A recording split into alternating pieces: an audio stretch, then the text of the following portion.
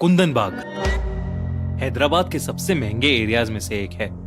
यहाँ के बड़े बड़े घर, सीनिक पार्क्स और ग्रीनरी लोगों को अपनी तरफ काफी अट्रैक्ट करते हैं। मगर क्या आप जानते हैं कि इसी एरिया में एक ऐसा घर भी है जिसके आसपास कोई भटकना भी नहीं चाहता। साजिद नाम का एक चोर कई दिनों से कुंदन बाग में बने एक घर पर नजर रख रहा था। वो काफी बड़ा था और साजिद को पता था कि कुंदन बाग में होने की वजह से उस घर में काफी अमीर लोग रहते होंगे जिनके पास खूब सारे पैसे और गहने भी मिलेंगे। पर उस बड़े से घर में ज्यादा चहल पहल नहीं थी। ना ही कोई वहां आता था और ना ही कोई वहां से जाता था।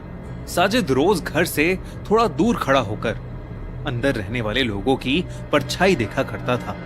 वो ये नोटिस करता था कि आखिर घर में कौन कौन था और वो लोग रात में कितने बजे सोने चले जाते थे। साजिद ने एक रात उस घर में चोरी का प्लान बनाया। उस रात कुछ देर तक वो घर से दूर खड़ा रहा और लाइट बंद होने का इंतजार करता रहा। कुछ ही देर में पूरे घर की लाइट्स ऑफ हो गईं और साजिद पीछे वाली खिड़की से दबे पांव घर के अंदर घुस गया। पहले साजिद ने ग्राउंड फ्लोर टटोला मगर उसे वहां ना पैसे मिले ना ही कोई कीमती सामान। वो अभी नीचे वाले फ्लोर पर ही था कि तभी उसे किसी के चलने की आवाज आने लगी। वो जल्दी से ड्राइंग रूम में रखे एक पुराने कबर्ड में छुप गया और कबर्ड के दरवाजे के बीच से बाहर देखने लगा। उसने देखा कि एक औरत सीढ़ियों से उतरकर नीचे आ रही थी और वो धीमी सी आवाज में कुछ बड़बड़ा रही थी। वो औरत नीचे उतरकर कुछ देर सीढ़ियों के पास ही खड़ी रही और घर के मेन डोर की तरफ देखती रही। साजिद को उस औरत का चेहरा अब बिल्कुल साफ नजर आ रहा था। उसकी आंखों के नीचे बड़े बड़े काले धब्बे थे, मानो वो न जाने कितने दिन से सोई ना हो। उसकी स्किन बिल्कुल पीली पड़ी हुई थी और उसके चेहरे पर एक बहुत ही अजीब सी मुस्कुराहट थी। वो औरत किचन की तरफ मुड़ी और चुपचाप अंदर चली गई। साजिद कबर्ड से बाहर आया। उसने अपने बैग से एक चाकू निकाला और उसे हाथ में पकड़े हुए ऊपर जाने लगा कि तभी किचन से उस औरत की चीखने की आवाज आई। साजिद एकदम से डर गया और वो जल्दी से दबे पांव किचन की तरफ गया। उसने देखा कि वो औरत एक कोने में बैठी रो रही है और उसके हाथ में भी एक चाकू है और वो उस चाकू से जमीन पे कुछ खुरच रही है। उस औरत को देखकर साजिद थोड़ा घबराने लगा था, तो उसने सोचा कि वो जल्दी से छोटी मोटी चोरी करके वहां से निकल जाएगा।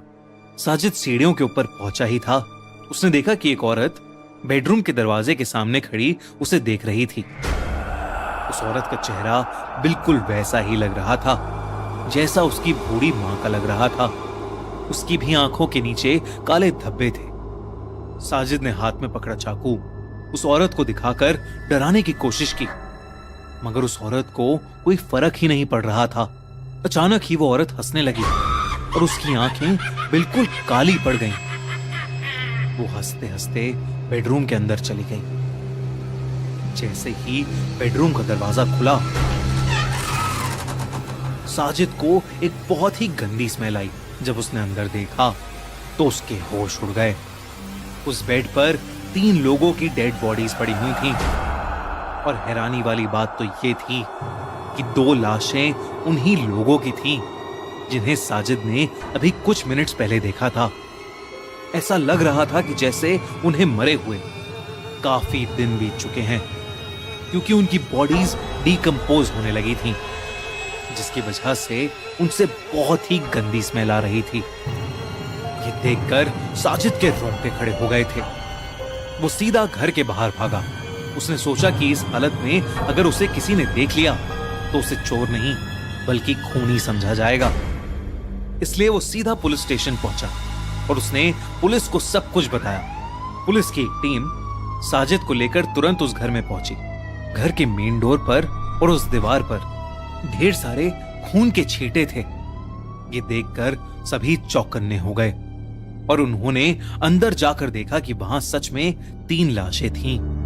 पुलिस ने उन लाशों को तुरंत फॉरेंसिक टीम के पास भेज दिया और उन्होंने यही मान लिया कि साजिद ने ही उन तीनों औरतों का मर्डर 4-5 दिन पहले किया होगा और मर्डर के इल्जाम से बचने के लिए उसने ये कहानी बनाई है। मगर कुछ ही दिनों में उन बॉडीज की फॉरेंसिक रिपोर्ट आ गई, जिसे देखकर पुलिस भी बहुत शॉक में पड़ गई। उन लोगों की मौत 4-5 दिन पहले नहीं बल्कि 6 महीने पहले हो गई थी। रिपोर्ट के मुताबिक उन लोगों ने जहर खाकर अपनी जान दी थी। इन्वेस्टिगेट करने पर पुलिस को बेडरूम के पास से एक फिनाइल की बोतल भी मिली। मगर सबसे ज्यादा डरावना एविडेंस था काला जादू करने का सामान। घर में ढेर सारा तंत्र मंत्र का सामान बरामद हुआ था। उस बेडरूम की सीलिंग पर एक बहुत अजीब सा पैटर्न बना हुआ था, जो कि खून से बनाया हुआ लग रहा था। जब पड़ोसियों तक ये खबर पहुंची तो सबका दिल बुरी तरह दहल उठा। कोई भी ये मानने को तैयार ही नहीं था कि वो लाश 6 महीने पुरानी थी, क्योंकि पड़ोसी तो उस घर में रहने वाली औरतों को लगभग रोज ही घर की बालकनी में घूमते देखा करते थे। यही बात बार बार साजिद भी पुलिस से कह रहा था। कुछ लोग तो ये भी कह रहे थे कि लोग रोज खाना खाने के बाद टहलने बाहर आते थे और कई लोगों ने इनके घर में लाइट्स ऑन ऑफ होते देखी हैं। ये सब सुनकर पुलिस हक्की बक्की रह गई। उन्होंने उस पड़ोसी से और डिटेल में इन्वेस्टिगेट किया तो उसने बताया कि उस घर में 3 लोग रहते थे, एक बूढ़ी माँ और उनकी 2 बेटियां। वो तीनों ही बेहद अजीब से थे और किसी से बात नहीं करते थे। उस घर के ओनर विश्वनाथ की डेथ के बाद उस घर में अजीब अजीब सी चीजें होने लगी थीं। पुलिस ने अपनी फाइनल स्टेटमेंट में यही रिकॉर्ड किया कि उन तीनों लोगों की मौत 6 महीने पहले ही हो चुकी थी और उन तीनों की मेंटल स्टेट ठीक नहीं थी, जबकि नेबर्स और साजिद की स्टेटमेंट्स बिल्कुल अलग थी। 2002 में हुए इस केस के बाद से कुंदन बाग के इस घर को लोग विचेस लायर बोलने लगे। आज के समय में कई टूरिस्ट्स इस घर को देखने आते हैं और वो ये सोचने की कोशिश करते हैं कि आखिर इस घर में हुआ क्या होगा।